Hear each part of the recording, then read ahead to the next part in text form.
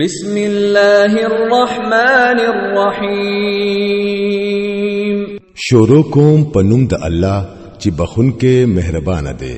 إذا الشمس كورت وإذا النجوم انكدرت وإذا الجبال سيرت وإذا العشار عطلت وإذا الوحوش حشرت وإذا البحار سجرت وإذا النفوس زوجت وإذا الموءودة سئلت بأي ذنب قتلت. کله چې نور اونغختلی شي او کله چې ستوري خوار شي او کله چې غرونه روان کړي شي او کله چې د لسو میاشتو بلار به اوخي په خپل حال پرې خو دي شي او کله چې زنګلي زناور یو ځای راجمع کړي شي او کله چې دریابونه لمبه کړي شي او کله چې روحونه د بدنونو سره یو ځای کړي شي او کله چې د ژوندۍ خخې کړي شوی جنینا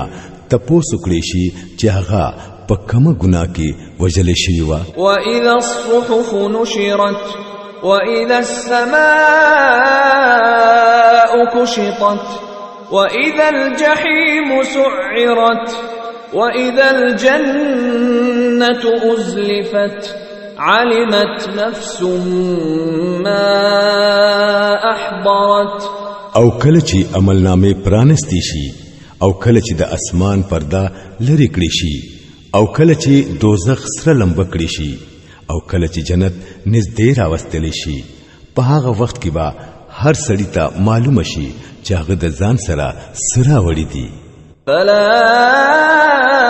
أقسم بالخنس الجوار الكنس والليل إذا عسعس والصبح إذا تنفس إنه لقول رسول كريم ذي قوة عند ذي العرش مكين مطاع ثم أمين وما صاحبكم بمجنون ولقد رآه بالأفق المبين. پسنا ز قسم خورم په واپس کېدونکو او پټېدونکو ستورو باندې او پشپ باندې کله چې واپس شي او په سحر باندې کله چې هغه سا واخلي. دا واقعي د یو بزرګ پیغام وړونکي قول دی چې ډېر طاقت لري. د عرش والا سره د غټي مرتبه خاوند دی. هلته داغه حکم منل کیږي. هغه اعتماد والا دی او مکه والو ستاسو ملګری لیونه نه دی. هغه دغه پیغام وړونکي د اسمان پر روخانه لمن باندې لیدلې دی. وما هو على الغيب بضنين. او هغه د غیب د علم خلقو ته رسولو په معاملې کې بخیل نه دی. وما هو بقول شيطان رجيم فأين تذهبون. نو دا د شیطان رټلی شوی قول نه دی. نو بیا تاسو کم خوا روان یې.